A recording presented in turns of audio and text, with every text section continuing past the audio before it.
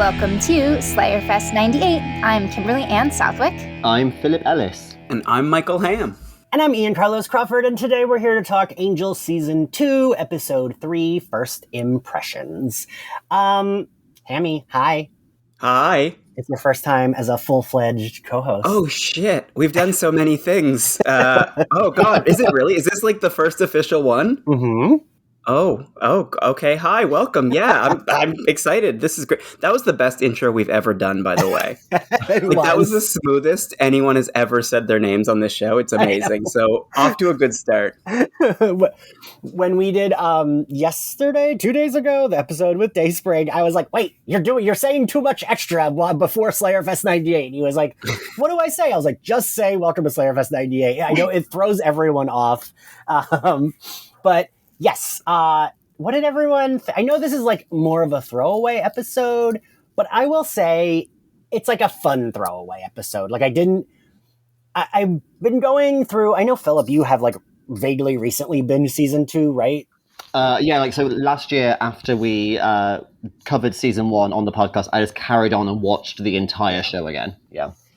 Because like I remember these first few episodes being like not good prior, but like watching them now after covering season 1, I'm like, oh, but there's such a step up because at least like we're using the cast rather than it just being Angel and like whatever random new character and then Cordy and Wes are at the beginning and end. Yeah, it's sort of it's still like a bit of a procedural. They're still pretending that it's about a detective agency, right?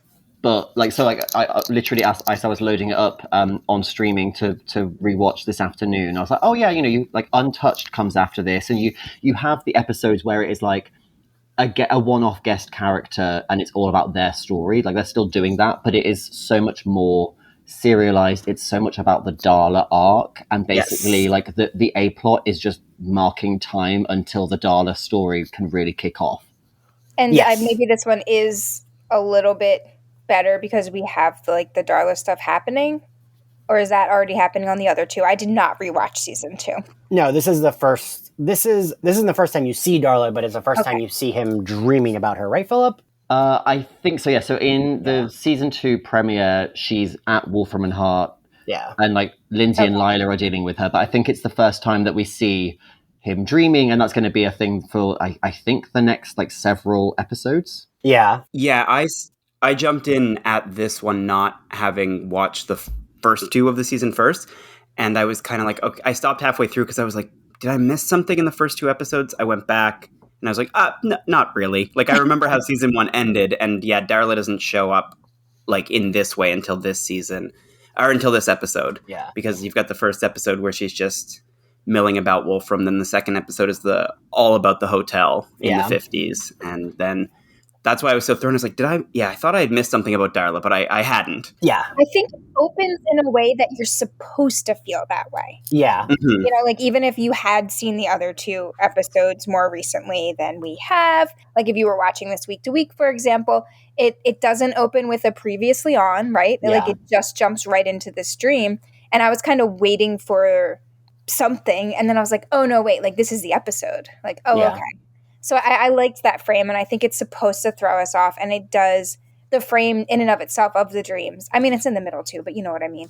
I think you do a good job of building to it because you're watching the episode, and it starts off like a regular episode. Then you see Darla there, and you're like, oh shit, she's here to cause some trouble. They start kissing, and you're like, oh, does Angel know all about this? And then you start to see the people in the club slowly disappear. Yeah. And you're like, oh, this is a dream. And Lauren's little pep talk, like Lauren is just such a good character. Yes. I don't know. You feel like he's really talking to Angel. So to realize it's a dream, it just takes a little while. It's a little bit like in Restless on Buffy.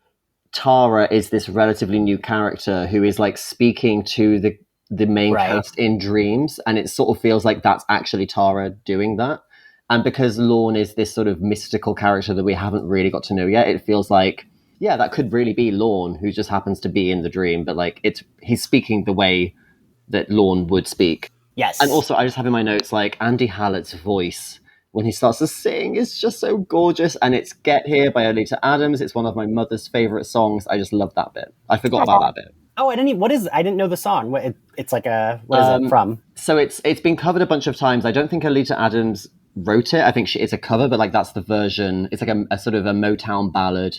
Okay. And it's just absolutely stunned. Yeah. Oh.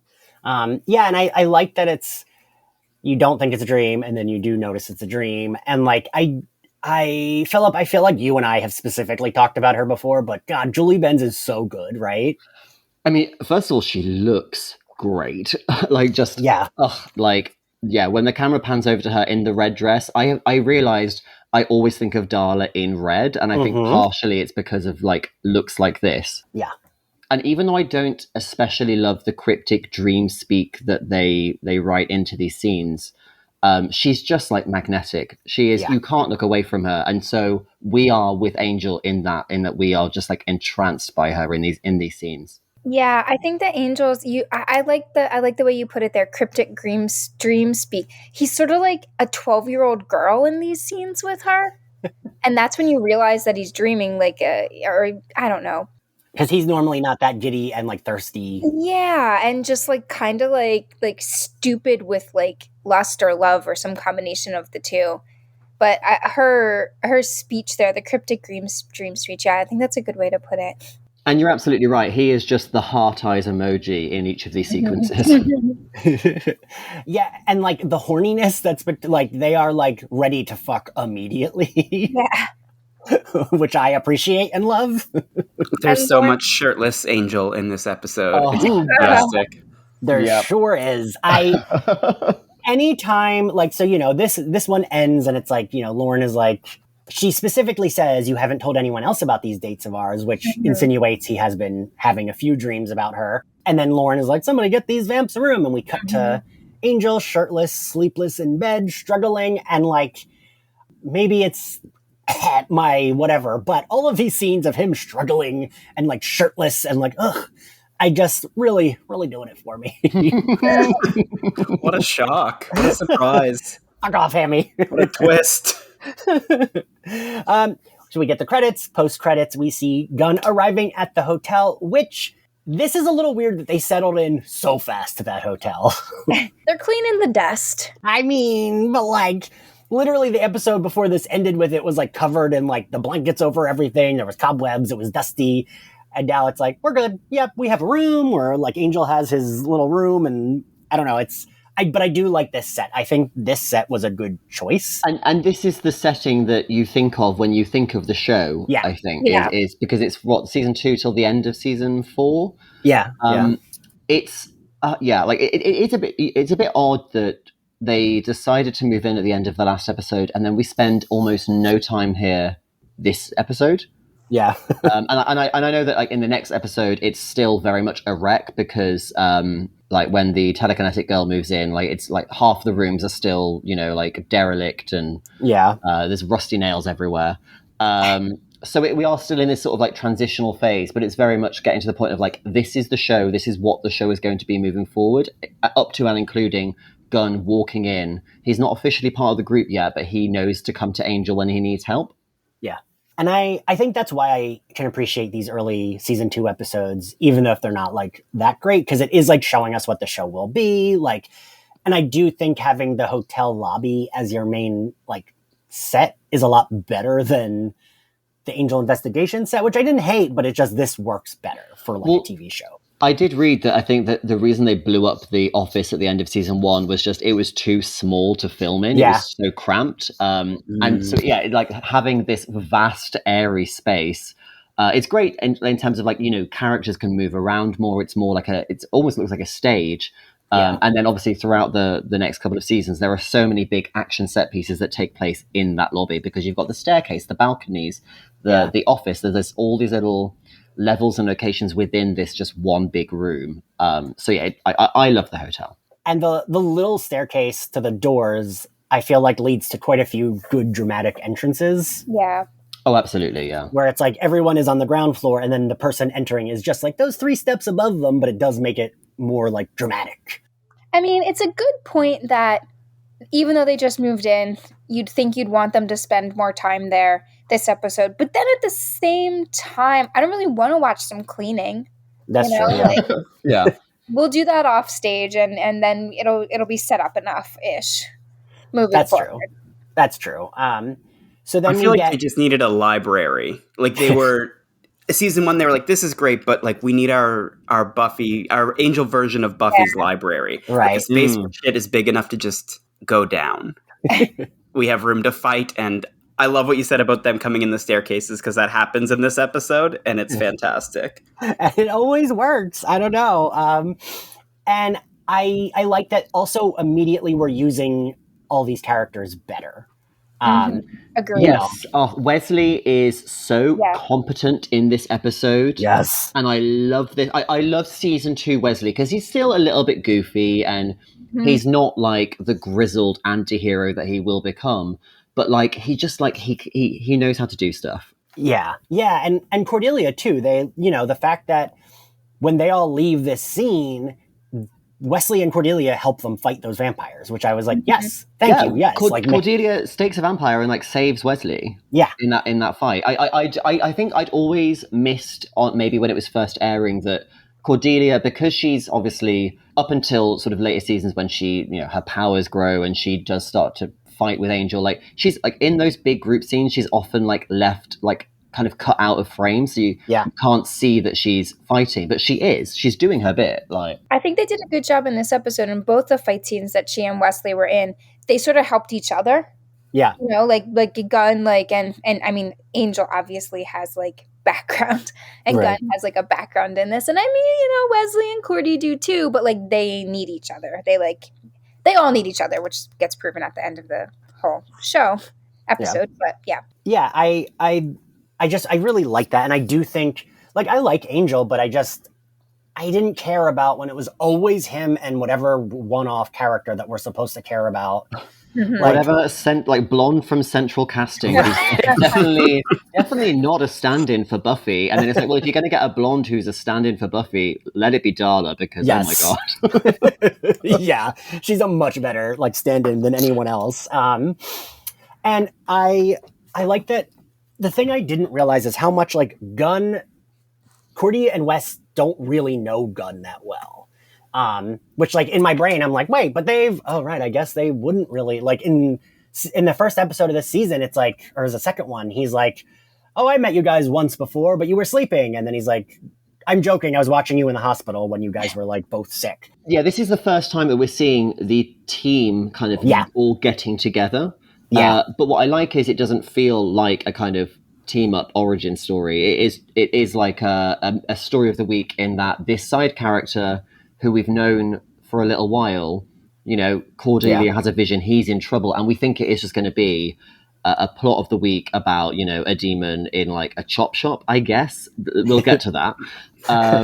But actually it ends up being like, no, this is really, all we're doing is character work here, and the plot is inconsequential. It's all about Cordelia and Gunn and showing what journey they're going to be on, both respectively and together. Yes, and I do love that. I also like that he called, when they're like, oh, Angel's still sleeping, and he's like, go knock on his coffin, and like, he doesn't use a coffin, but we can help you. And he calls them C-3PO and stick figure Barbie, which is rude.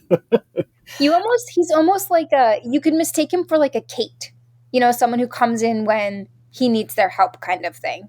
Yeah, but he's a lot better. Well, yes, I mean, everyone hates Kate. But yeah, I feel like you could almost think that that's how they're going to use him. Yeah. Up until the end of this episode, and maybe even through the end of this episode. Yeah, and then so we also get David Nabbit in his last appearance on Angel. I completely forgot that David Nabbit was even in season 2. I thought he was just, in my head, he's always just been in those weird batch of episodes at the end of season 1. Yeah, and which is so weird. Just never for the plot, just there for vibes. Yeah, right? Like, because like he comes in and then Angel comes down and is like, oh, sorry, I was late. And he kind of is just like, yeah, do some loans. All right, bye guys. See you never. And then Cordy's like turned on by his like finance bro talk.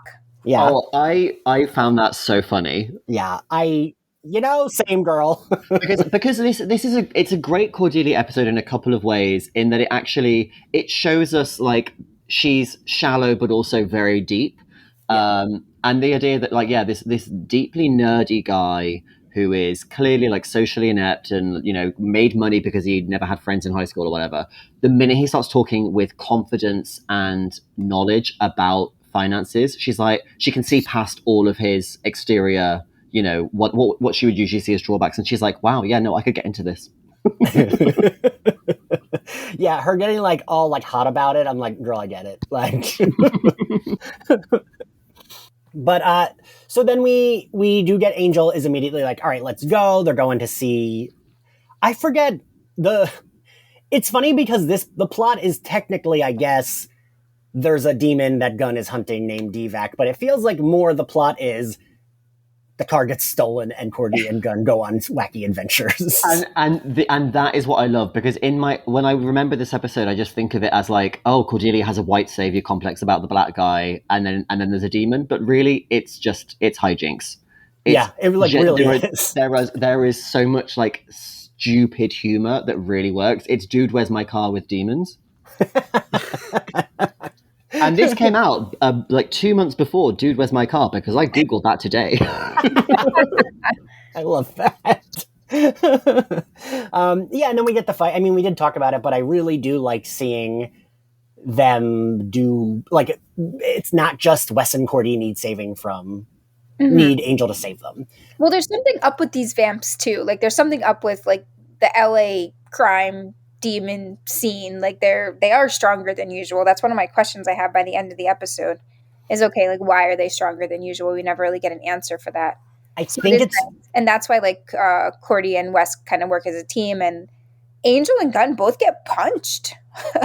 I think it's supposed to be that because Angel is off his game, they're all able to get, like, it's like a little bit more work because he's not able to kill them all easily. It's more about he's like spending too much time sleeping so he can be with Darla. Then like the vamps are on, like, you know, vamp steroids. Yeah.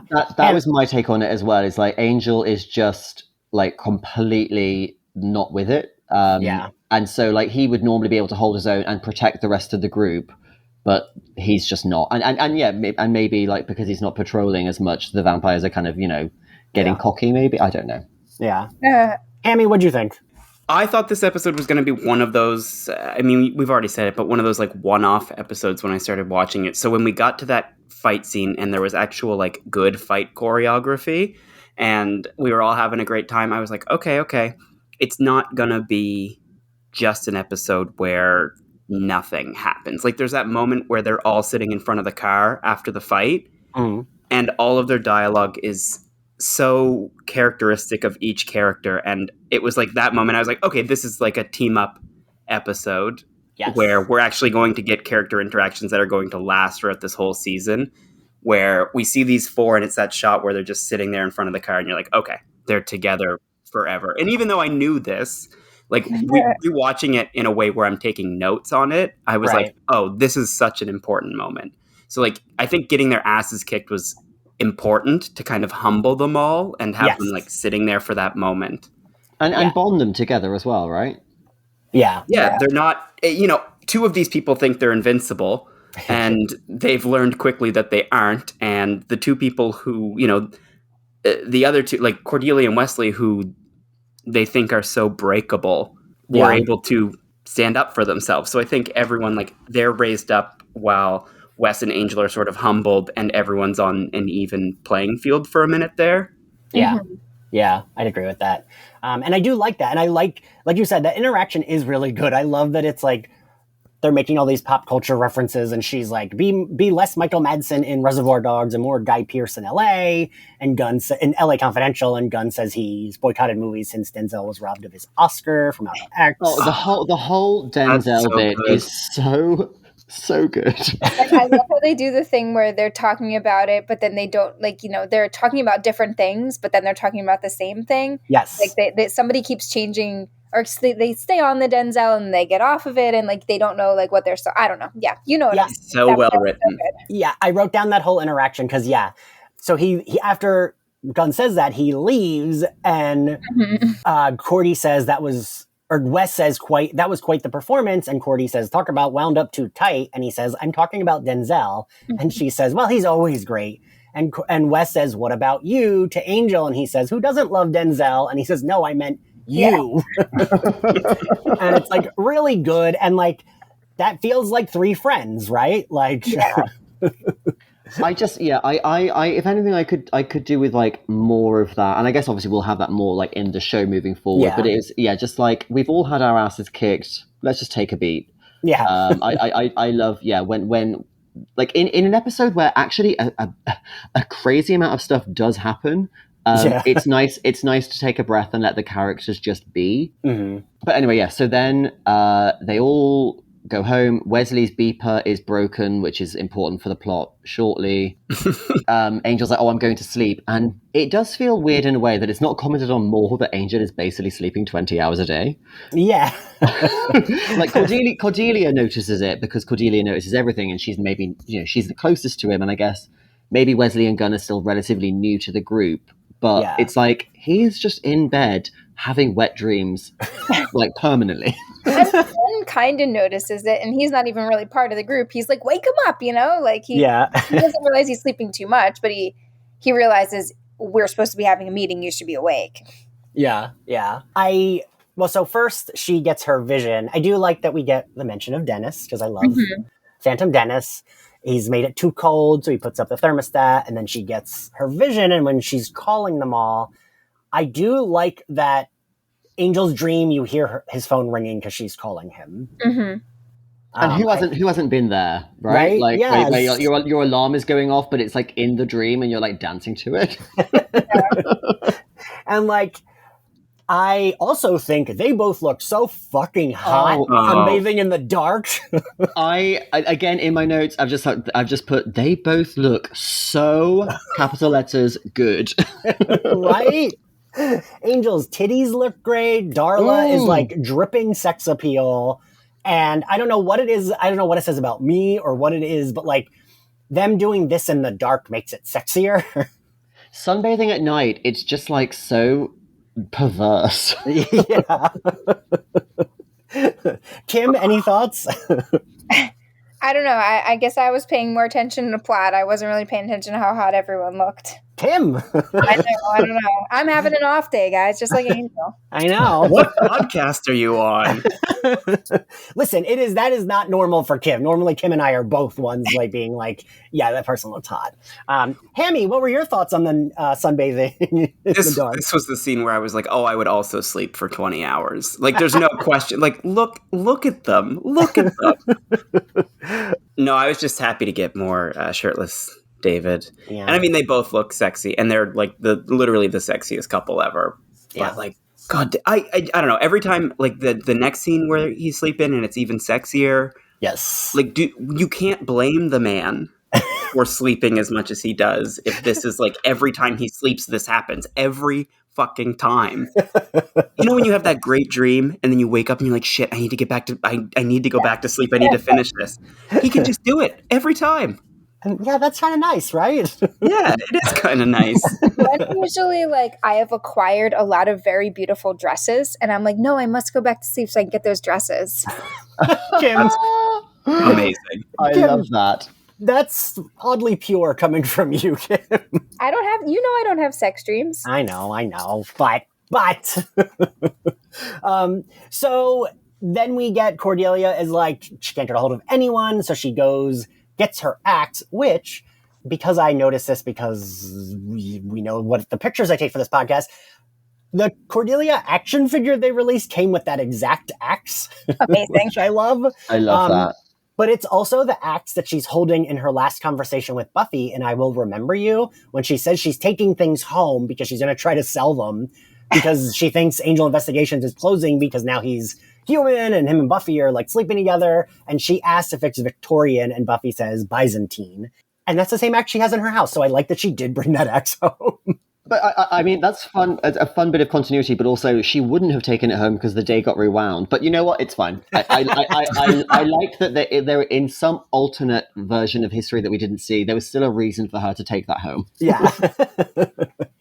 I mean, probably just that was the axe they had laying around set in like props, but. Like, yeah, this is Cordy's now. Yeah, sure. This moment right here is why I love Cordelia in season 2 onwards. Is And in sort of towards the end of season 1 as well, is she can't reach anyone else, but she knows that Gunn is in trouble.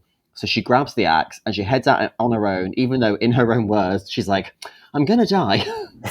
but she just knows that someone needs help. And this is already like the growth that she's gone on as a character. Yeah. And also it's like she was dusting in like a really fancy outfit and being really impractical. And that's the Cordelia of season 1 of Buffy. Yeah. Here she is in like a much more relaxed outfit. Her hair is pulled back. She was just going to be reading at home, but now she's got to go into action mode. And this is like the inner Cordelia that she doesn't like the world to see. Yes. I think that's so true. And also she still looks fantastic in her like relaxed clothes. I really like that like truly white top on her. But you're right. It really is like immediate. And I forget who said this to me recently, but someone said they felt Cordelia was more of a rewrite than Wesley, but I really don't. I feel like this feels organic for her, right? Absolutely. And like from season 1 of Buffy, like they've always written her and she's always performed that character to be far more complex than the initial perception. Yes. And like, I think when me and Latoya interviewed her when she was on the podcast forever ago, she said something. She was like, I don't know what drew people to Cordy. I guess maybe people like love a bitch. And we were like, no, it's your performance. Like you bring more.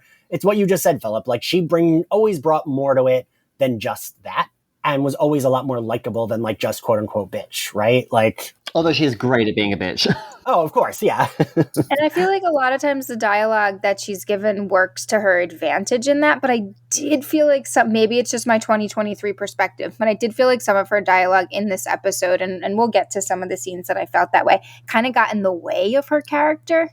Yes. You mean like her being the awkward white person? Yeah, her being the awkward white person, and even her being like turned on by the finance bro speak. Like I liked Philip's explanation on why that worked, or Ian, you kind of joined into that. Like she was like looking past all that. I don't think she was though. Like I think she was just all about the money, like not actually interested in the dude.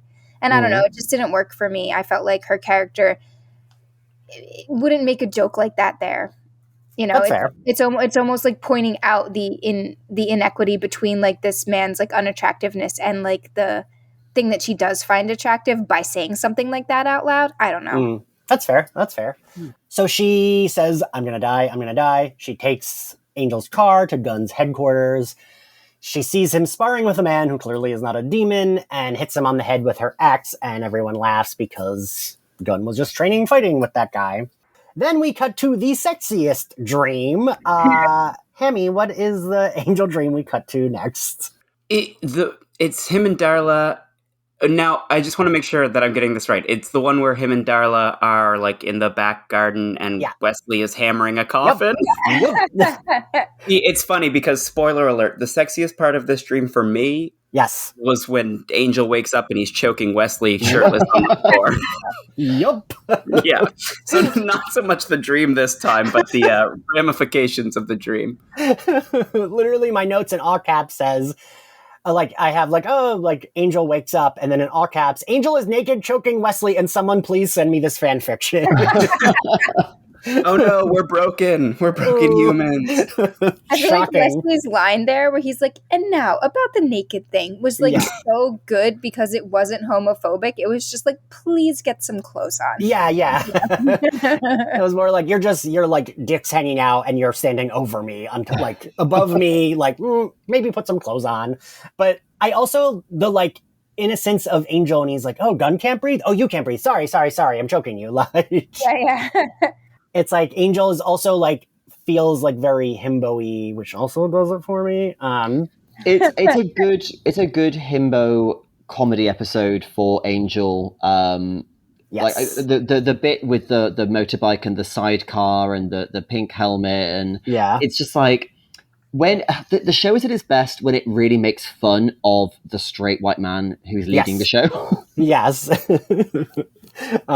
The thing I did notice, which I was like, I wish this wasn't so visible. You can notice that David Boreanaz is clearly wearing like white boxer shorts. The biggest white boxer shorts of all time.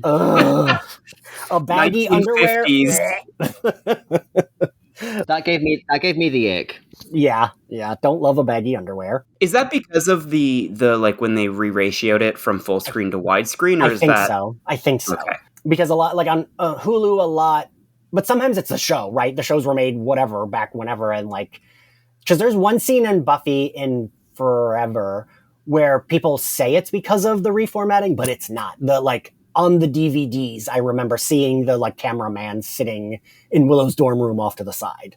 Wow. So sometimes it is the reformatting, sometimes it's not. But yeah, no, I was like, man, I wish I couldn't, like, it's taking me out of this that I can see his underwear because I want to imagine he is naked while choking Wesley. Yeah, then where do we go, Phil? So Cordelia has embarrassed herself in front of all of Gunn's stereotypical street friends. Right. So they go outside. He's berating her, and the car has been stolen. Right. And it cuts to, and again, one of the funniest moments of the episode. So Gunn says to Cordelia, "Where's your car?" And then it cuts immediately to Wesley asking Angel, "Where's your car?" Yes.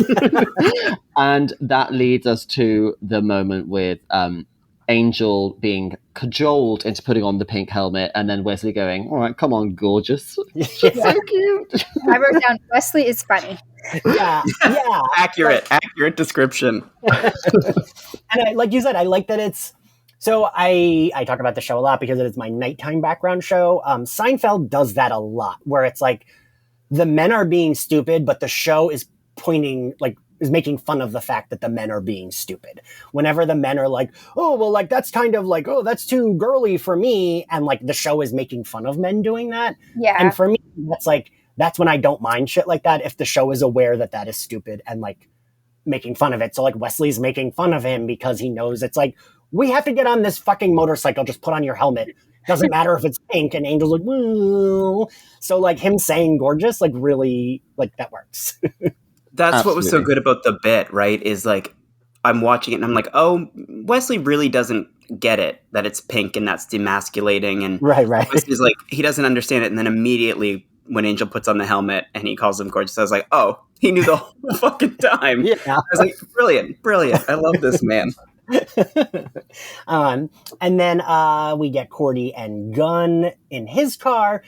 Their shtick a little bit is like almost running stale until it gets good, I think. It's doing this sort of like, oh, they're the odd couple. They're, the sort of the lethal weapon, mismatched pairing kind of thing. Yeah. And I think it. By this point, we know that Cordelia isn't like stupid. Yes. And I think Kim, you had a point where it's like some of the lines that she's given make her appear more naive than she would be by this point. Like when we get to this house party that looks like something out of Save the Last Dance, and Cordelia immediately goes on this rambling monologue about being a sex worker, and then she tells Veronica that she could be a sex worker. Let's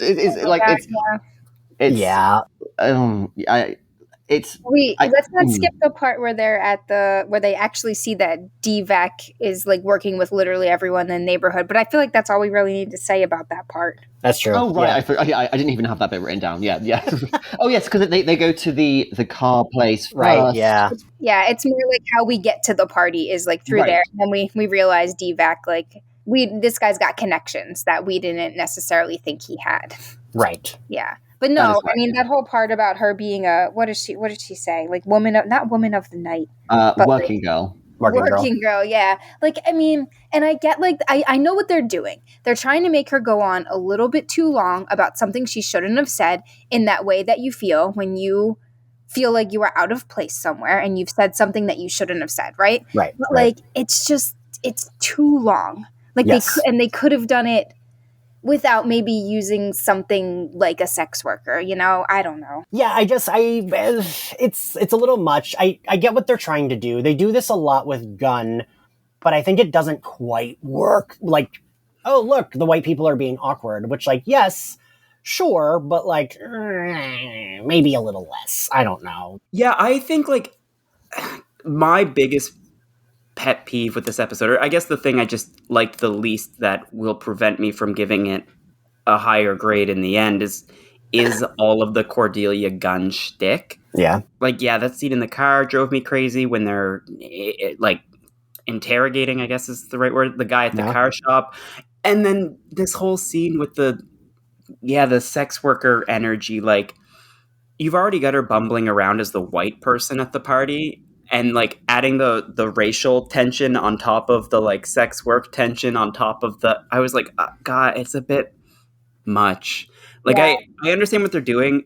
I feel like they've done this bit a lot. The like, I'm bumbling, so it's just getting worse and worse. And this time it just felt a little cringy and not like funny. The whole, when she says right before they walk in, she says, "Trust me, I know how to blend."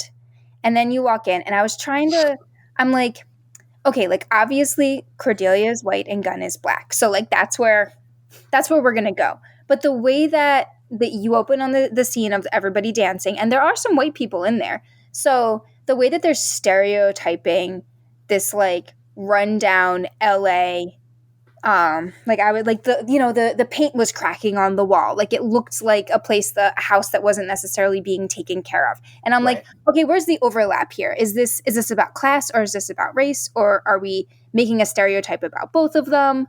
Right. Like these aren't Cordy's people, but in what way? Right. You know, like as soon as she said that, I was like, ooh, this isn't going to be good for my 2023 perspective at all. And it wasn't, but it could have been worse. The dialogue didn't help. And yeah, I mean, the era where this is being filmed, where what did someone mention? Save the Last Dance, right? We've got a lot of these sort of movies where you have like a white savior-esque type character coming into some sort of urban, to use a very 2020 word, environment, and like, I don't know, mixing things up a bit. Yeah, it definitely had that vibe. I felt almost bad for the actor that had to play Gunn. Yeah. Sometimes it's a little like. Yeah, I do like. I don't know. I think that the episode turns out okay in the end, despite this like sort of awkwardness of the scene, though. And I think that there's the whole white savior thing at the end that has its own problems. But like as an episode, it doesn't. I'm not going to turn the TV off. Like. You know. Yeah. I think the show always has this problem when it tries to write about Gunn and the world that he comes from, as opposed to just Gunn existing with the Angel Investigations. Yes, cast. Agreed. And I'm thinking of like later episodes in season 2, where, you know, when we meet Anne again, and it's about the shelter and the evil cops. I think those are actually. I mean, having rewatched like, you know, maybe 6 months ago, like. I think it got better in those ones because there was more of a plot and more of a reason for them to be there. And then obviously in season 3, they have the, you know, his old gang, and that's like I think the dramatic stakes here aren't high enough, so we're being distracted by just like how bad the writing around the race and the class is. Yeah, and I mean, it's like a white guy born in 1966 who wrote the episode. So, I mean, that's not an excuse. It's just a fact. Like, they should have had, if you're going to write an episode like this, like, you get a black writer in the room. Yeah. And I'm sure they had none in the room at all. But yeah, no, and like I think that's like what you said, Kim, is like it ends up okay. Like it ends up in a good spot where like I don't mind it as much. So they're at this party, they're talking, she has that like bumbling moment, then Vamps like attack, right? And his friend that she had that bumbling moment with gets pushed into like a glass shelf, she gets a piece of glass in her neck. Cordy does a lot of like nursing things, and I'm like, they should have just made it that like that was her other job, because then it would make more sense that like when she knows exactly what to do, and when they get to the hospital, she's able to like talk to the nurses and be like, this is what I did, she pulled it out before. Like, I loved that, because it's like, again, this is showing that when you know things go wrong, she leaps into crisis mode and she immediately knows like she's taking care. And I think this is like it's what earns some respect from Gunn for her. She saves Veronica's life by, you know, by doing the right first aid. And it's a running thing throughout the entire show up until season 4. She is the one patching up Angel and Wesley and Gunn after they've been in a big fight. Like, she is always the one, you know, applying bandages and you know, doing that. And it's a very gendered thing. Right. The men come home from war, and you know, she's there with a glass of a bowl of warm water and a damp cloth to apply to a bare torso. But like I liked it, but it's sort of, it's like, well, it may have made more sense for Cordelia to be a nurse, but then Cordelia would never be a nurse. True, yes. I mean, she's from Sunnydale. She's got experience. True. Yeah. So that is when Gunn starts to like her, and It's good. I think that part of what I was trying to say before, sorry, is that it's good for the characters that things happen the way that they happen here, despite all the bumbling. You know, like she and Gunn, I think, see each other a lot differently after this scene, and that's really important for character building and their relationship and Gunn's character as well as Cordy's, certainly. Well, I think like the scenes themselves are well written. It's like the dialogue is where I find it like kind of gets. Well, like I like to think of that house party scene if that was directed by a black person, even with the same, potentially the same script, I think it would have been a completely different scene in the way that everyone was acting. And I think that's where we lose it. But I think, yeah, Kim, you're right. Like these scenes are all important scenes that are all leading somewhere. And as much as I'd be like, oh, take the house scene, like the house party scene out and we're still fine. I don't think we would be, because we need that for Cordy to have this moment. Yeah. And I think what I love about Cordelia and being kind of the nursey thing is like in my head, the canon is on her free time, she's just reading about this stuff because she knows it's helpful. And that's like why we see her become this more competent person, is because she starts taking everything so much more seriously and like spending some of her free time learning, whether it's to show off, or whether it's actually be helpful because she feels like she isn't.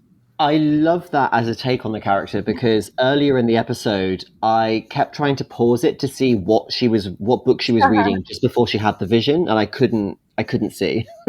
That was like my trick during COVID. Not my trick, but my party trick, I guess. Yeah, during COVID, I would like peer behind people and like try to see what they were reading on their bookshelves, like what. Because I worked at bookstores for so long, you can recognize spines pretty easily. Yeah. So I'll just Oh, I had friends over yesterday, and one of whom is an author, and literally one of the first things she said when she walked into my house was, nice, about my bookshelf. And I was like, nice. Right, Hammy? Yeah. Yes, I have read a book as well before. I own many of them with no pictures. My sweet angel. Also, I did want to point out, at that party, I do kind of like when Cordelia makes the shitty, when she's like, are you friends with every criminal in town? He's like, what makes you think they're all criminals? You think David Nabbit made his money being a good person? And she's like, well, actually he did. And she has like reasons. And he's like, yeah, well, does that ever trickle down? And like, I like that he still had like, he was able to like, I don't know. It wasn't just completely like, ooh, these are criminals. Yep. And he's like, yeah, that rich guy, he's not helping. Like, it's not helping anyone. Well, it was extra nice because she was like, nobody is. Yeah. And it was like, you know what, Cordelia? Actually, every billionaire is a criminal no matter what. So, like, actually, you're wrong. It doesn't matter how much they give to charity. Right. I really like he was just telling them how they could buy a hotel for $0. Like, this is not he is not 100% squeaky clean. Right.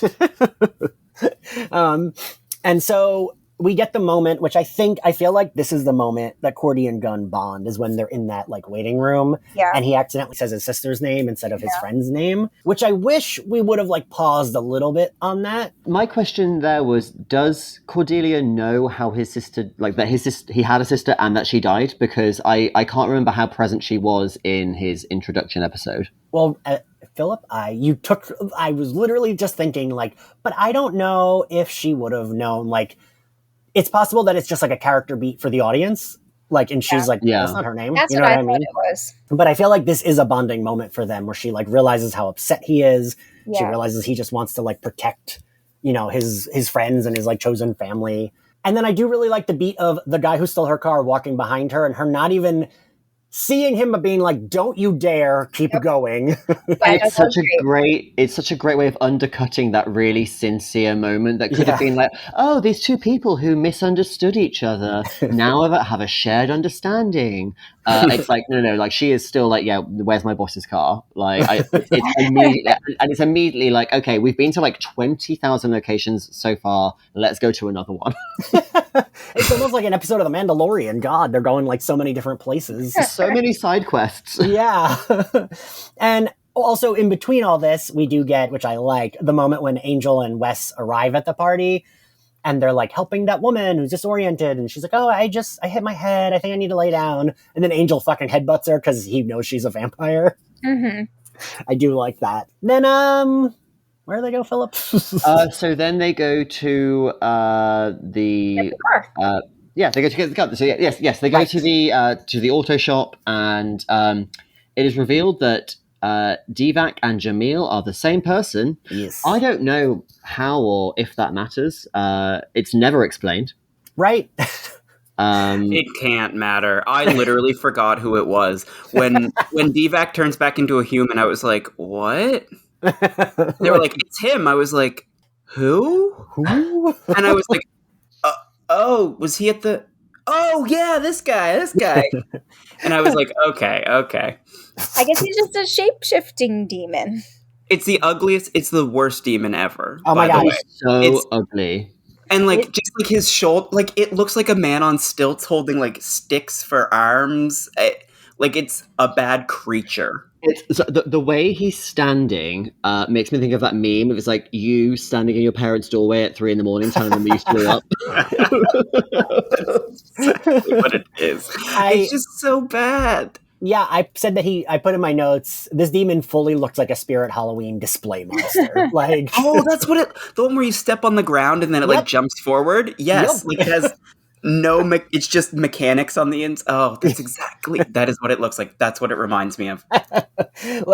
And Buffy and Angel have some pretty rough demons, but this one, that sheet hanging over him that like you said, looks like it's just held up by like stilts is roof. Yeah, I don't think his clothes at all. I don't know how they're working. Yeah, and like wearing them. It feels like that demon's barely moving because that actor probably can't move in that outfit. He's huge. He's a huge demon. And I do like that we get Gunn tells Cordy to leave, and she's like, I'm not leaving you. And she does try to like help with her axe. The axe doesn't help, but I do like that her mace helps. There's a weird moment that maybe I was rushing through the end of the rewatch, so I didn't rewind. But there's a moment where like Gunn's like, get out of here, Cordy. She's like, no, I'm staying. And he like holds his hand out behind to her, and I think he like wants her to give him the axe, and she just gives him a high five. She just like slaps his hand. It's so weird. I didn't even notice that. It's so weird. Oh, sorry. I just pulled it up. Yes, she basically does. He puts his hand back for the axe, and then she kind of high fives it, like, get your hand away from me, kind of like. I'm not. It's a weird moment. Wow, it's so weird. It's in an episode of weird choices. It's perhaps the most baffling, and I love it. Wait, now I want you to know I literally just put it on too. I'm like, wait a minute, where is it? It's so because I think he's like stand back, so he puts his hand out to like push her back, and she hits it like I'm not about to stand back, kind of thing. I think that's the energy. It just looks like she high fives him. I was like, yeah, this is just like another bumbling Cordelia misunderstanding the assignment moment. I don't know. That's a way better read of that whole situation. So just a really, really absolute random take on this demon. He has the worst name because, okay, this is real specific. If you have a C-section and then have another child, I'm going somewhere with this, I promise. They call that a VBAC. Oh. So like a vaginal birth after C-section. Okay. And DVAC just sounds way too much like VBAC for me. Or like some sort of like vacuum cleaner, like DVAC. Like I need not the AVAC, like I've got the DVAC. Yeah. It sounds like some kind of like a weird abbreviation. Yeah. But ultimately, none of this matters, Kim. Yeah. Which is so weird. That's the thing. It's like we do there's a lot of plot for the stuff that doesn't matter when literally this is just like you said, dude, where's my car? Like they're just looking for their car. We could have had it be that they don't know where their car is and some weird demon like group stole it. Sure. Okay. Then that's the monster they fight at the end. Like I think this is something that the writers got more confident in, both in Buffy and in Angel in later seasons, where they're like, we're just going to make it silly from the outset. We're going to have, just like in season 6 of Buffy, the loan shark is a literal shark. Right. Like they just like they. I can't remember if it was Angel or Buffy, but there is literally an episode where like, there's a demon that has just like, it's the episode is set in Italy, the girl in question, and there's just like this funny little guy who's just like stolen a briefcase, like, and they just have to like go on a little caper to get it back. I enjoy when they just lean into that rather than having a very plotty thing that is ultimately like that. It's like they're worried that the audience won't like their jokes about the pink helmet and the car, so that they're wrapping it up in a plot of the week that we care so little about. I like that Angel hits a guy with a helmet. Oh yeah, Chekhov's helmet. Yeah. LOL. I did feel bad when Angel put the axe into his head, because I couldn't get out of my mind that he was a human, or he was transforming into a human. So I kept just going, oh, they just put an axe in Jamil's head and now he's dead. Okay. Like, and take the money. Yeah, fair enough. It was a rough watch, that part. I was like, oh, okay, they just axed a man in the head. But then I'm like, oh yeah, stab a couple men in the heart with a wooden stick. That's fine. So yeah, Angel arrives, they like help them, whatever. And we get like, that's like pretty fucking quick that it's wrapped up. And again, it doesn't matter that it's the guy from the beginning, because that was the first and only time we saw that guy. So fucking whatever. Well, it mattered to me, Ian. Right. It mattered to Hammy. I'm sorry. The person who said he didn't know who he was. Yes. And we get the little wrap up, which I think it's cute watching them do things like, oh, like Angel's wheeling the car out and they're like, just like, I don't know, milling about. I like the little like wrap up shit we get. And the keys are covered in DVAC goo. And Cordelia tells Gunn, what is it that she tells him? Like, oh, I didn't love this, but no. I don't remember. This is very white savior. And this is like the part, like when I remember this episode, I remember this conversation because it's so patronizing. Yes. Where Cordelia says, DVAC wasn't the danger. Gunn is a danger to himself. He attracts danger and brings danger to others because he's on a self-destruct mission. Yeah. And I just feel like if it had even been put a slightly different way, where she could have maybe even alluded to the fact that he's still, like, you know, he was so triggered by his sister, by Veronica and his sister that night. But she's just like, no, you just need help. And it's very, and then he calls her Dionne Warwick, which I didn't understand, like, what Dionne Warwick has to do with any of this. It's a psychic network. She used to host the psychic network. Oh, yeah. Okay, right. But yeah, it's very like, I would be like, excuse me, that's hardly any of your business. Why don't you fuck off, please? Right. But in the end, they do that thing where it's like, well, I'm not gonna say thank you, and I'm not gonna say you're right. I'm just gonna give you a little smile, and then Cordelia's gonna give him a little smile, and then he drives off, and that's an ending, I guess. Yeah, I did like that acknowledgement though, of like, it's almost like, okay, we're cool now. Like, I did like that, like the nod. I love her just saying, where's my how about my thank you? Because I love Cordelia Chase. But yes, he doesn't give it to her because she was kind of being white saviory, and he just kind of like nods at her and then she smiles. And I like that.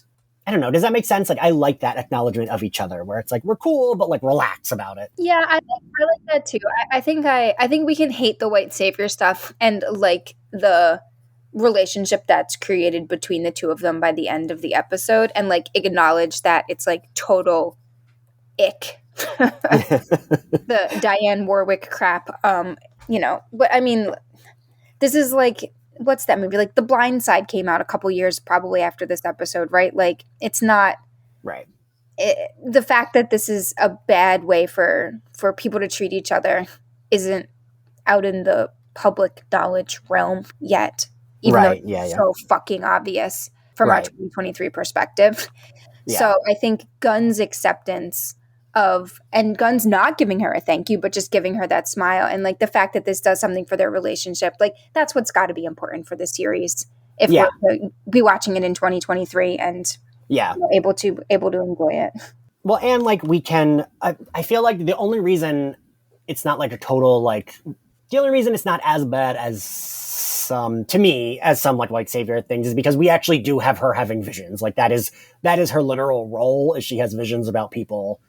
and then like tries to help. It's just that line that was quoted, you just don't face danger, you create it, you're on a self-destruct mission unless you get some help. It's like, okay, back off. Like, you have literally no idea, rich Sunnydale girl, like what Gunn, I'm like, we like just met. like, period, like the end. Yeah. Yeah, if she was just like, you're still in danger, something bad is still going to happen, end of story, it's like, okay, that's not white savior. You're just telling me what you know. Like what you saw, yeah. Or even if it had been like, we're all in danger. We fight demons. Like, we face danger every day. You need people around you. You need to accept help. Yeah. Like, it's just, there were so many ways to just like slightly tweak that delivery that would make it less icky. But you're absolutely right, Kim. Ultimately, we need to fold Gunn into the team, and I think I'm sure in the room they were like, what a fun way to do this would be to like pair him up with the absolute polar opposite character on the show and have them go on an adventure together, and then by the end of that, he's part of the crew.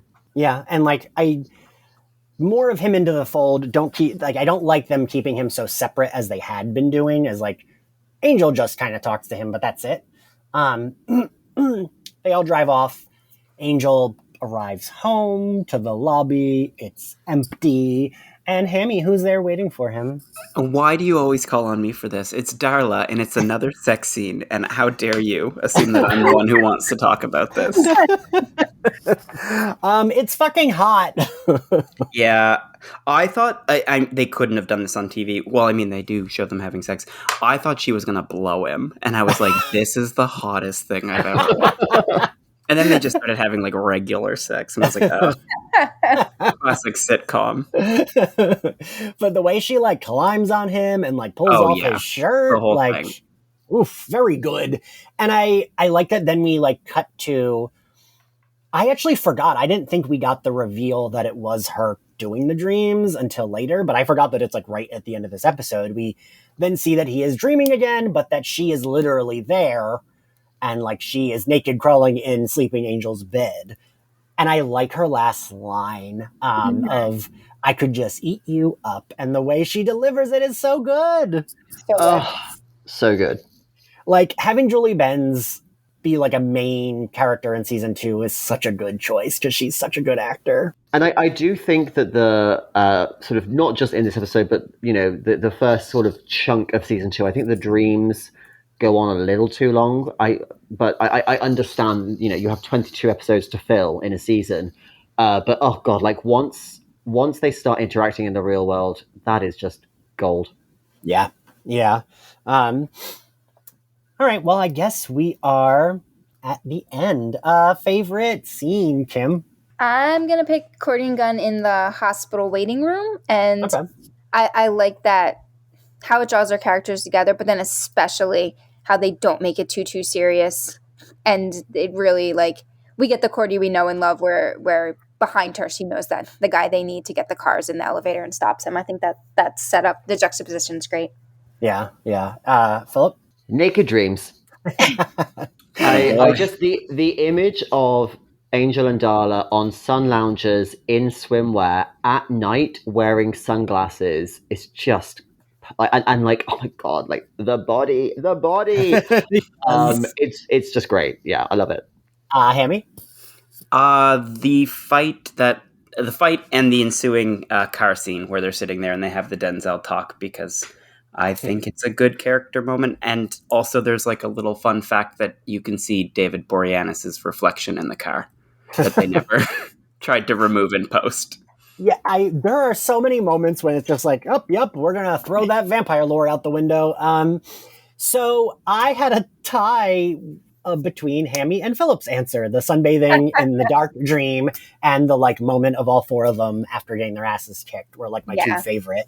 That was my second. Yeah. I would say Kim's is the best scene, though.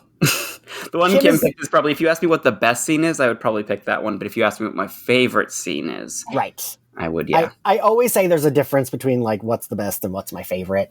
And I just got to point out, Philip, you mentioned the bodies, and David Boreanaz's body, like the reason it really works is because it's not, I don't know what it's like. He's like gotten a little bit thicker, but like not thick by any means, but thicker than he like Twink season 1 David Boreanaz is. But like he's not like super defined, but he's like defined. But like I don't know, it just like looks like he really throw you around. like if this was a show being made now, he would have like the roid body that every I mean, I write for Men's Health magazine. These men have it's a full-time job to look like that. It's insane. We all have body dysmorphia. Let's just start there. Yeah. I do like watching shows from a little while ago where the male gaze and the expectations of female beauty were still hella warped and hella disproportionate, but men hadn't started being put under that same insane pressure just yet. Yeah, and like I like them being able to like look like that, and it like is still hot. Like it's still. I mean, he's still in incredible shape. Like it's still an amazing body to aspire to. You know. Yeah. Favorite outfit, Hammy? Oh, Jesus, I forgot that this was part of it.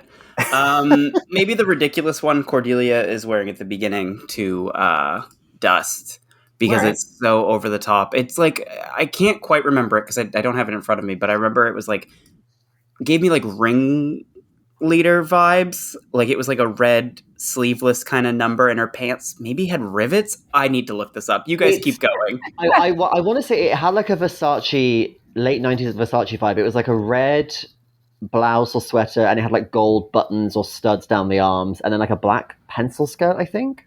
Dear God, I was way off. I'm still going to pick it. Yeah. Despite not remembering what it looks like. It's a great look, if only that it really contrasts with the grimy, sort of like day off cleaning the apartment Cordelia that we get for the rest of the episode in that outfit. Yeah, and her, because I'm looking at her right now, she's also wearing knee-high boots, and the slit in the skirt on both sides that has rivets on either side of the slit goes like very much almost up to her waist. Who cleans that? Right?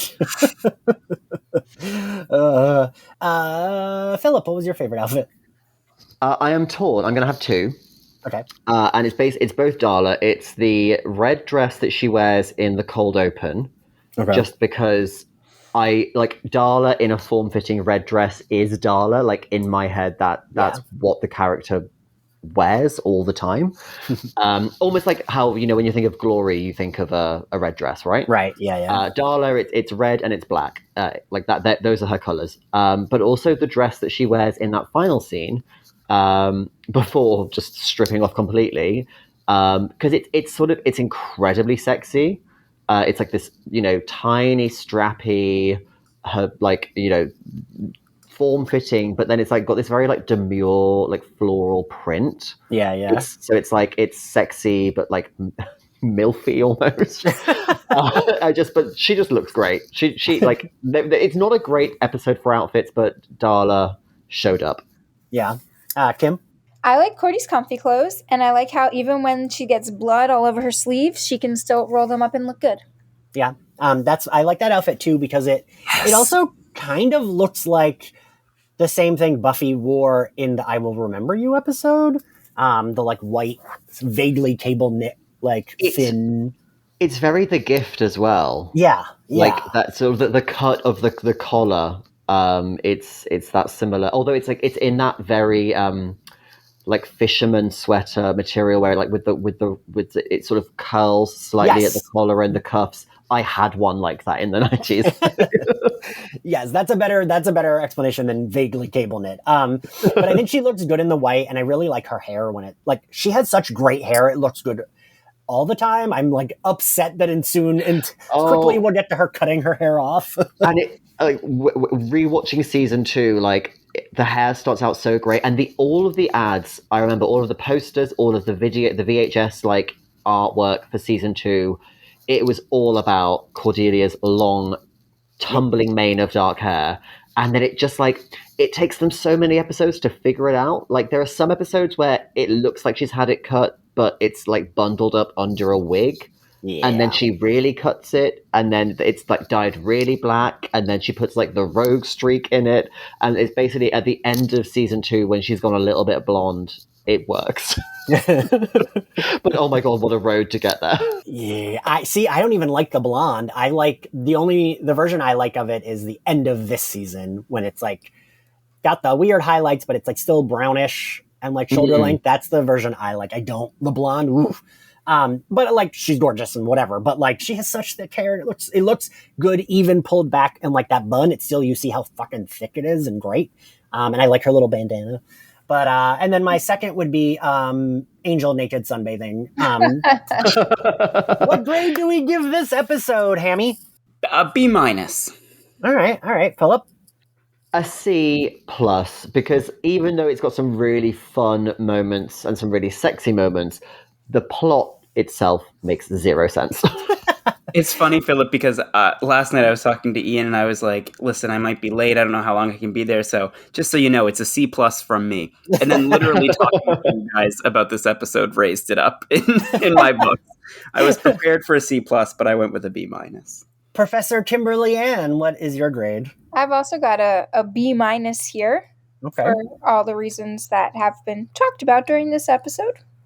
See, I had a C+, but I think you're bumping me up to a B-. I think you've all convinced me. Because it's like, the plot is stupid, but like it's still fun, and the characters are all like these characters have become more fun to watch than they were in season 1. And like the Angel West stuff is like funny, of him saying gorgeous, and like so yeah, I think B-. I think I'll do B-. I like to think of it as two ways. Like I like to think of it like this is the rating I gave it while I watched it alone. Yeah. And then everyone has so much like great stuff to bring to it where they're like, oh, well, this moment happened and that moment happened. I'm like, okay, I can raise it. Or if they're like, this was hugely problematic and Mike's too stupid to realize it, I'm like, yes, a D. It's a D. Well, thank you all for joining me. Thank you all for listening. Hammy, how was your first episode as a co-host? Oh, just lovely. It feels like I've been a co-host forever, if I'm being honest. It does, yes. Just without any of the responsibilities. I can just leave whenever I want. Thank you all for listening. I'm very happy to be in Angel Season 2. If you like the podcast, you can find us on YouTube, Spotify, Apple Podcasts, anywhere else you get your podcasts. You can find us on social media at SlayerFestX98. You can support us on Patreon, where you can listen to all our bonus episodes, join our Patreon Zooms and watch-alongs and everything else. And if you want to follow me, I am at ENXCarlos. Philip, where can everyone find you? You can find me on Twitter at Philip_Ellis. That's Philip with 1 L, Ellis with 2. Instagram at Philip Ellis. And you can find me in bookstores. My debut novel, Love and Other Scams, is out now. Yay! Yay! Philip, is that the first time you've been on that you've been able to say that? It's the first time since the book has actually been out, yes. Nice. Hammy, where can everyone find you and your wonderful cosplay? My wonderful cosplay can be found on Instagram at michael.ham.cosplay. If you want to follow my thirstier lifestyle stuff, you can find that on Instagram as well at hammy73. And I have a Patreon, www.patreon.com/michaelham. And Kim, where can everyone find you and also get your book? Yeah, this is the first time I've been on since my debut poetry collection came out. It's pinned to the top of my Twitter profile, and I'm at Kim and Joe South, and there are no E's in that. Okay. Anywhere you think there's an E, there isn't one. But yeah, that's the best place to find me, or KimberlyandSouthwick.com. All right, cool. And yeah, we'll see you all next time. Bye. Bye. Bye.